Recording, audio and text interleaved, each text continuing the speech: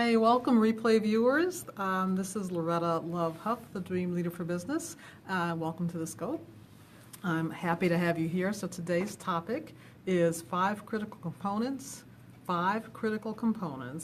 for exceeding your dreams. So again, I'm Loretta Love Huff, the Dream Leader for Business. I'm committed to helping people realize what their dreams are and take action steps and psychological steps to get them closer to their dreams. So today I've got five critical components that I wanted to share with you. I wrote a blog post about it a little while ago. Hi, welcome. Something I can see, cool clubs. Welcome, cool clubs. Appreciate it. So if you have some friends you want to invite to join it, we're just getting started. Five critical components for exceeding your dreams. So I know that, so I've been a business coach since 1997, 1998. And I've been working with corporate clients to help them get the credibility that they need in order to get promoted, and also with entrepreneurs to help them. Hi, welcome, Sir Kang. I think that's what that says. So if you want to put your name in the chat box and where you're scoping in from, I can properly say hi to you. So I worked with corporate executives to help them lead their teams better, and for corporate professionals to get the credibility that they desire so that they can move up the corporate ladder, have more responsibility, make more money.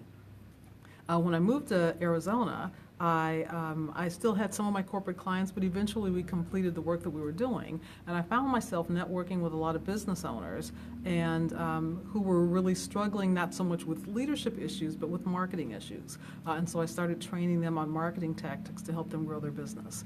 And so the topic today is kind of a culmination of a number of the things that I've seen that have helped people become really successful in moving steadily forward toward their goals and their dreams.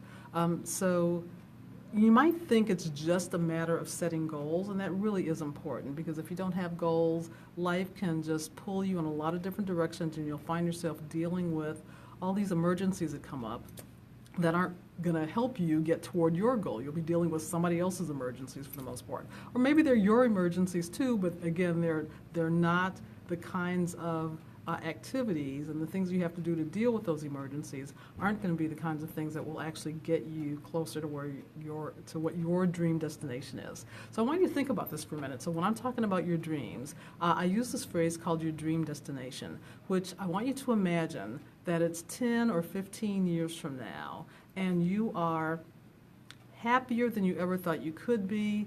Things have gone so well. It's kind of exceeded your wildest dreams. You're really happy. So I want you to think about that right now. So even though you're not experiencing that in its fullest extent at this moment, I want you to project yourself into the future and think about what that life would look like. You know, how would you be spending your time? Are you working in a job? Are you working in a job that you love? Have you retired? Have you started your own business? Do you own a business but you're not working in it? Are you traveling? What is that dream destination? So let me tell you a story. There's a woman that I've known for a number of years. Her name is Laura. And she, when I first met her years ago, was the writer and editor of keyword-rich articles that she would do with her clients to help them get found online. So she would figure out what her clients, ideal clients, were and what problems they had, and she would help them write articles so that when their clients were online searching for the solution to their problem, hi Carol, welcome. So when her clients were looking for a solution to the problem, their website would pop up. So I was actually speaking at a networking event a few years ago, and I posed this question: what is your dream destination? So I want you to think about that. 15 years from now, things have gone better than you ever possibly imagined. What would your life be like? So Laura immediately raised her hand, and she said, I have a publishing empire. And I said, wow, that's interesting. Well, tell me about it, because she had been writing articles for people to get found online. She was kind of like an SEO expert before they were really calling them that. And she said, well, I have this publishing empire. She said, I'm no longer working out of my home. I have an office in Central Phoenix, and there are high rises here in Central Phoenix if you're not here from Phoenix. So if you're scoping in from some other place in the world, put your name and where you're scoping in from in the chat box, and I can say hi to you. But here in Phoenix, you know, there's a downtown and there's an uptown. And so she was saying, you know, I'm in a high rise. I've got windows all around. And if you're not familiar to this place here, there are mountain ranges circling the city just about. Not close up, but there are actually some hills in the city as well. So Laura says, I can see these mountains all around. There's plenty of money coming in. I'm no longer doing the writing and editing. I have staff that do that. I feel confident and happy. I have time on my hands. I'm able now to contribute to causes that I care about in the community. I feel really grateful. And I thanked her because that was really kind of inspiring the way that she shared that. And I went on with the talk. And then as I was driving home, I thought, gosh, I wonder what Laura's drive home was like, because she came in, the writer and editor of keyword-rich articles, and she walked out the head of a publishing empire. So I called her a couple of weeks later and I said, Laura, tell me about, you know, what happened. That seemed like a really big declaration for you. And I'm just curious, did anything shift? And she said, Loretta, you would not believe it. She said, I started reprioritizing my time. So that's one of the values of having goals, is that you actually do, it makes it clear what you should be spending your time on. So Laura said, I started reprioritizing my time. I started working a little less on writing these articles and a little more on, you know, figuring out what would it take for me to actually become a publisher and to actually publish some books. She said, I started introducing myself as a publisher. She took action. So she started telling people, I'm a publisher. She said she went to an internet marketing conference that had hundreds of people there, maybe thousands.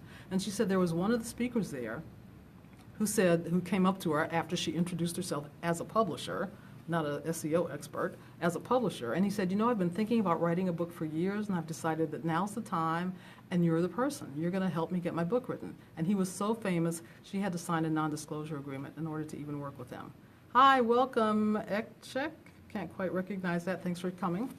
So Laura's dream was to have this publishing empire. She started reprioritizing her time, doing activities that would get her more away from the writing and editing and more into the publishing, introducing herself.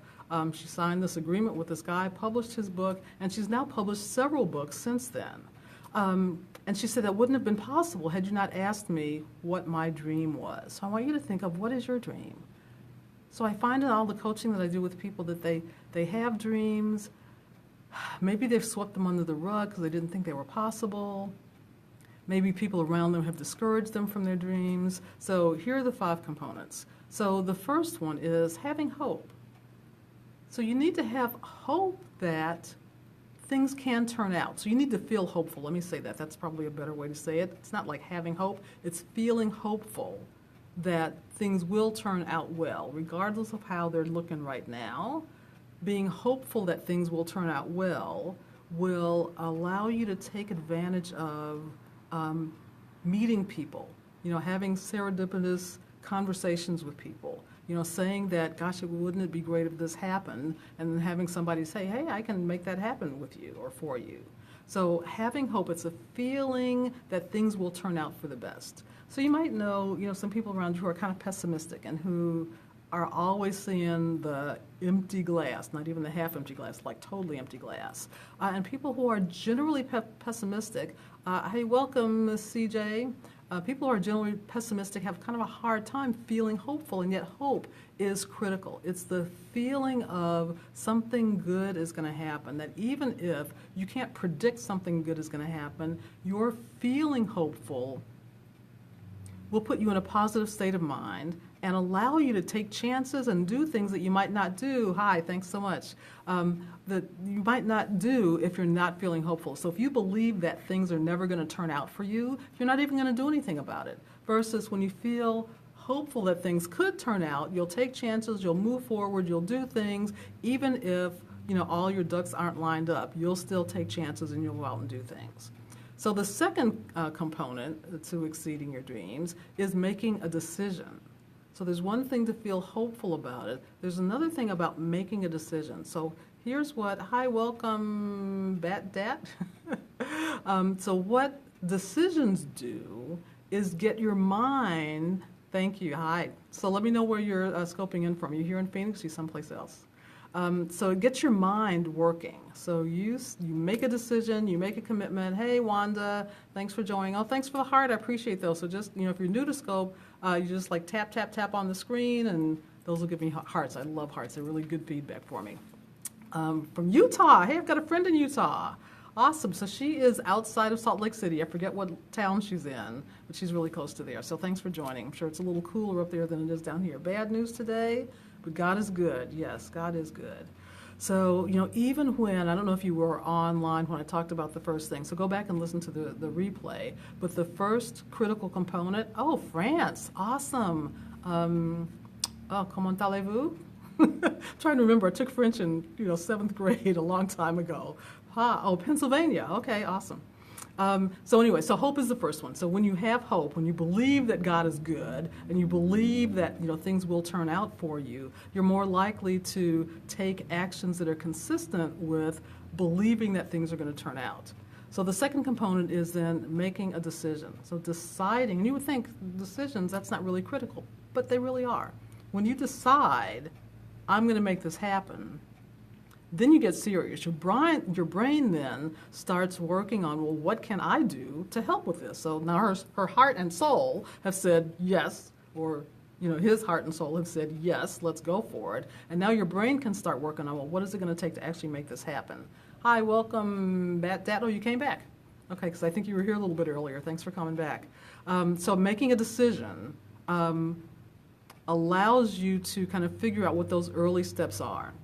So actually one of my coaches, I learned this from the coach, it's making a decision to make more money, or making a decision to look for another job, or making a decision to get into a relationship, or making a decision to end a relationship is the thing that will spur you on to start taking action to do something about it. So you can't just sit on the fence about your dream. You got to decide I'm going to do something, and then you actually do need to take some action. So the third step is kind of related to the first one, and this is having faith. So the first one was being hopeful. The second one is having faith that things are going to turn out. So somebody mentioned, God earlier. So having faith that God or the universe or, whatever paradigm supports you, having faith that things are going to turn out.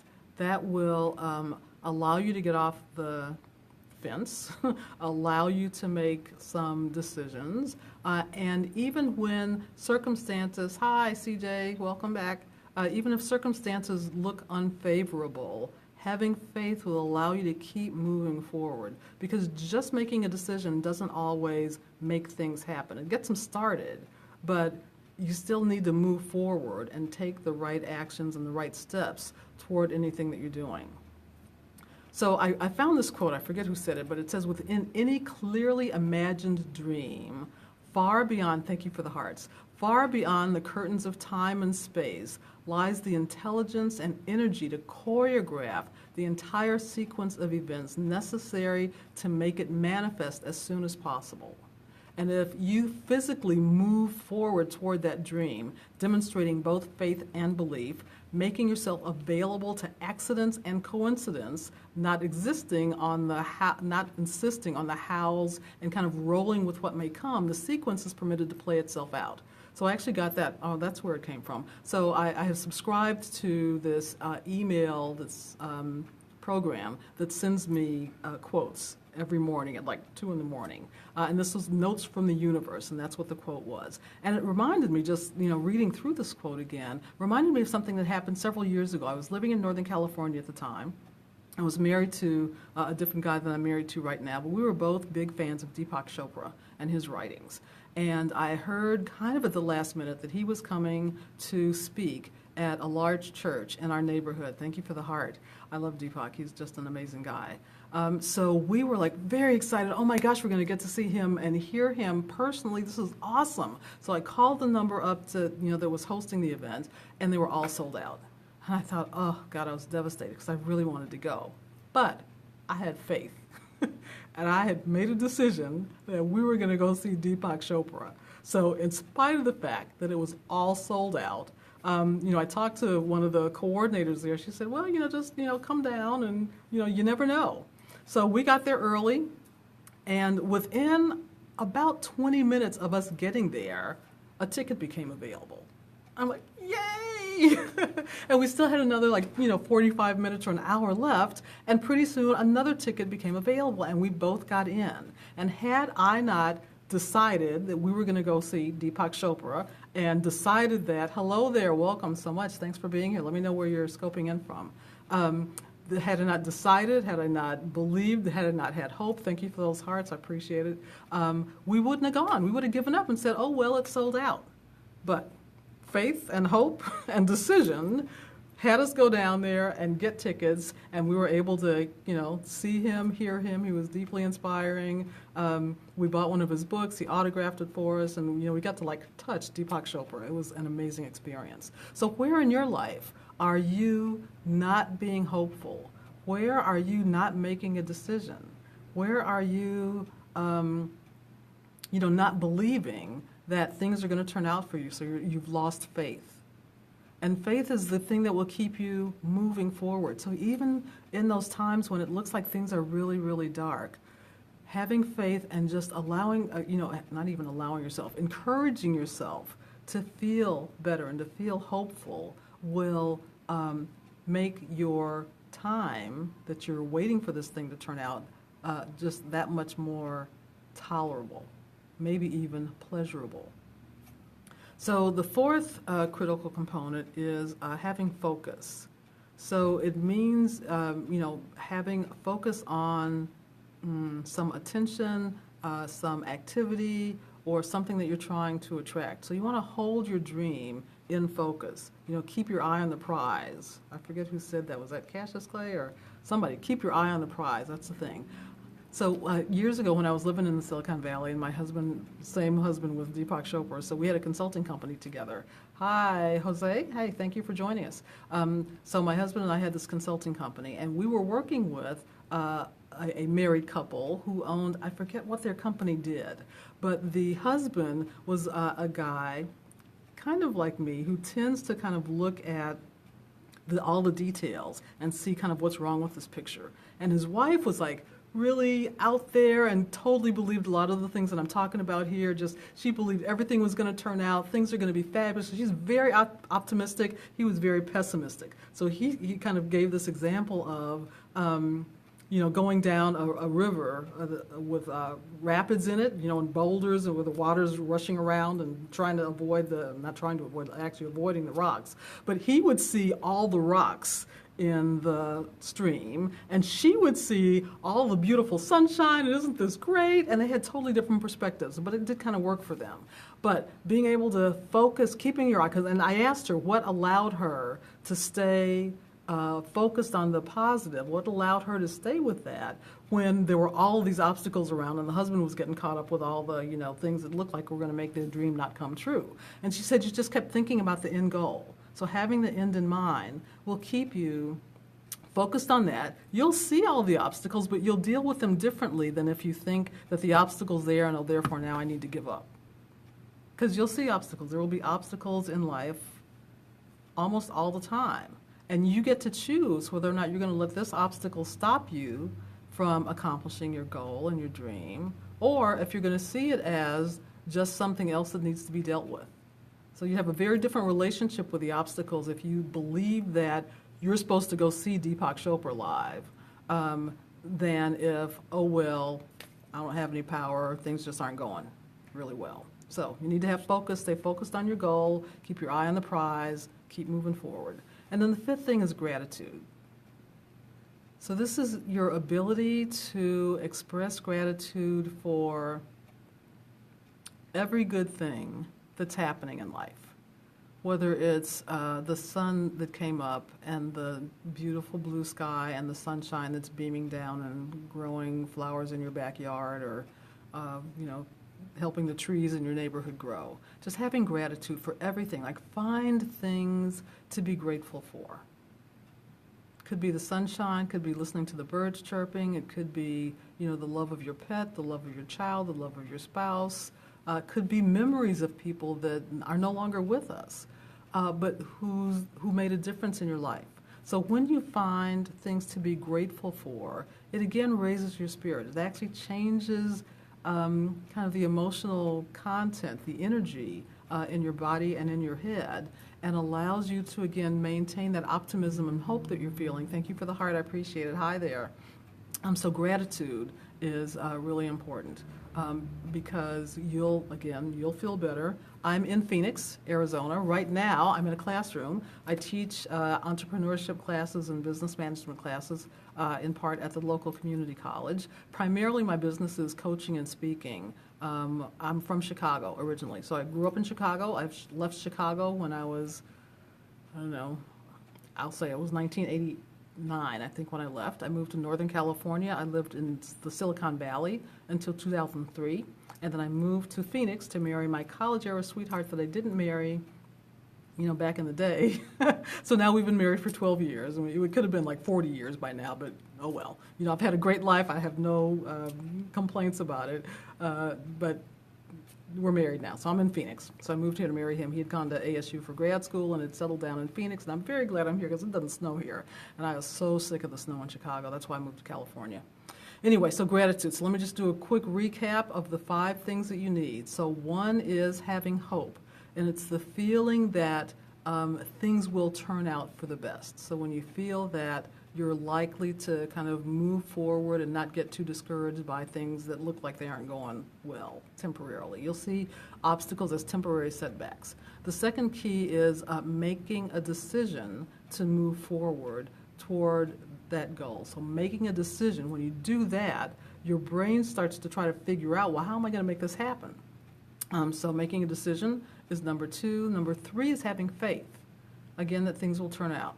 So faith will support your ability to stay on track and not give up.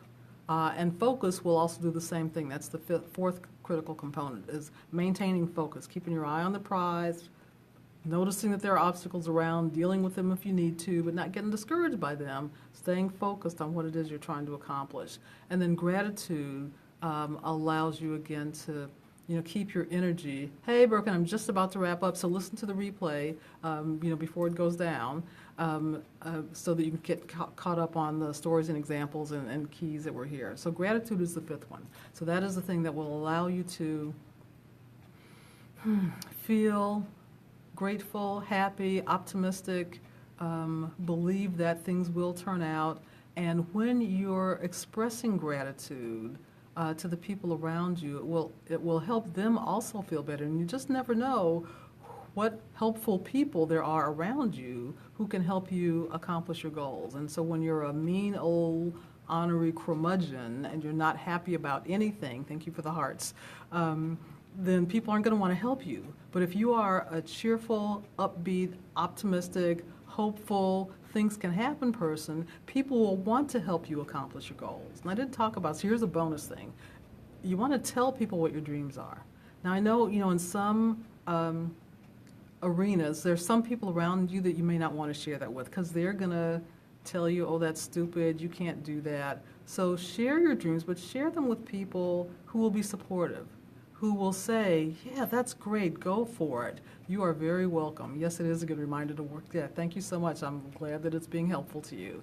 So, when you're, so you're going to need to watch the replay, J Money, because I'm just about to wrap up. And I've done a recap already, but I appreciate your joining, so come on back and check us out. So your happiness is not dependent on your circumstances. Hi, YC, can't quite recognize that, but welcome, thanks for joining. So your happiness is not dependent on your circumstances. And when you do the 5 things that I've been talking about here, your happiness will be controlled by you. You'll be able to decide to become happy and to stay happy in spite of all the things that might be going wrong. So what I've shared with you today are tools that will help keep you focused and on track and energized in a way that will dissuade you. Hi, Mel Goza, appreciate you joining us. Listen to the replay because I'm just about done with today's scope. But if you have any questions about anything, I'll stick around for a couple of minutes and answer your questions. Your happiness is not dependent on your circumstances. That's one of the key points I want to give away today. Your happiness is not based, hi there, on your circumstances. It is based on your ability to manage your emotions and to find things around you to be happy for, regardless of what bad things are happening. So, you know, whether you've lost somebody, my husband lost 3 of his immediate relatives within 4 months last year. So there was a lot to be, say something about what? So there was a lot to be upset about, you know, so losing your family members, having to deal with all the things that happen when somebody dies, there's just a lot to deal with. And so you can get caught up in that because it's depressing when you lose someone. But one of the things, you know, that I found myself, Miss Pasha says hi, Miss Pasha, is to, I hope I said that right, it might be pockets, I'm not quite sure how to pronounce that. But when you can diligently work, hit your line, I'm not quite sure what that means. When you can diligently work on keeping yourself happy regardless of what's going around, you'll be able to move forward, you'll be able to hold on to that vision of your dream and why it's important to you. You'll find opportunities around, people will be more willing to be helpful than if you're a curmudgeon and just complaining about everything. And so doing the tips that I've shared here, police, not quite sure what that means. Is that what your job is? So kiss the camera, please. I'm not going to kiss the camera. Just like that. How's that? So if you follow these 5 things that I've shared, you'll be more able to stay focused, to stay optimistic, to stay productive, and to keep moving forward. So again, if you have questions, I'll answer your questions if they're related to what we're talking about here. Otherwise, I'm going to wrap up and have you watch the replay because I've covered all 5 of the tips that I wanted to cover, and hopefully, can I prank call a number? Yeah, I'm not going to do that. I could. I mean, I did when I was a kid. I haven't prank called anybody for decades, really. Not prank, yeah, I don't know. So why would you want to prank call? Do you prank call people?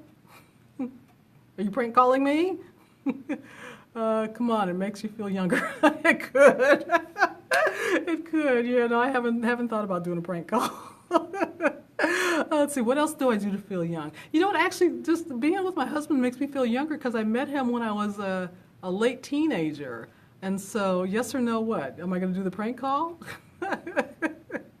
So, send me a DM message on Twitter. I'll prank call you. All right, you're going to give me your number. Gonna get me in trouble with the phone police. But sure, yeah, I'll do that. So anyway, I was saying just being with my husband makes me happy because it feels like, you know, like we were young together. And, you know, life is different when you're young than when you're like old and you got a mortgage and bills and jobs and all that stuff. So life is really different when you're in college. Hey, J Money, welcome back. Use these ideas. Hello. Thanks for inviting people. I appreciate that. Well, I hope they can watch the replay because I'm just about to wrap up. Hey, Boo, how you doing? Thanks for being here. I'll tell you end problem. I don't quite understand that. And it might have been a typo. Autocorrect that didn't turn out well. I hate that autocorrect feature. Sometimes it's helpful, sometimes it's a problem. I don't know. So, questions? Nope, I'm going to wrap up then. So thanks for being here. I appreciate it. Thanks for those of you who shared. Thank you for all the hearts that you gave. Thank you. I don't know if that was J Money gave the hearts. I really appreciate it, though. So thanks for being here, folks. Don't know what that means. Am I voting for Trump? I am not voting for Trump. No, I don't know if that makes you happy or not, but I'm not voting for Trump. I'm probably going to vote for Hillary. My husband's voting for Bernie if he actually makes the nomination. No bad words, please. Oh, Bernie, yeah, my husband's a big Bernie fan. You know, he's not doing quite so well in the polls anymore, not getting quite the delegates that he needs to make it. So it looks like Hillary might pull it out on the Democratic side anyway. Actually, I'm a Green Party. So can I save that number? I'm not going to call it right now. Uh-oh. Let's see. So text me it, or so I can hold on to it. All right, so I'm going to end this. I appreciate everybody being here. Thank you so much. Text me, J Money. All right, J Money 99. I'll see if I can find you. All right, thanks everybody. Appreciate you being here. Thanks for sharing it with your followers. You still have a second to do that. And I'll talk to you later. Hit my line, baby. Thanks, everybody. Take care.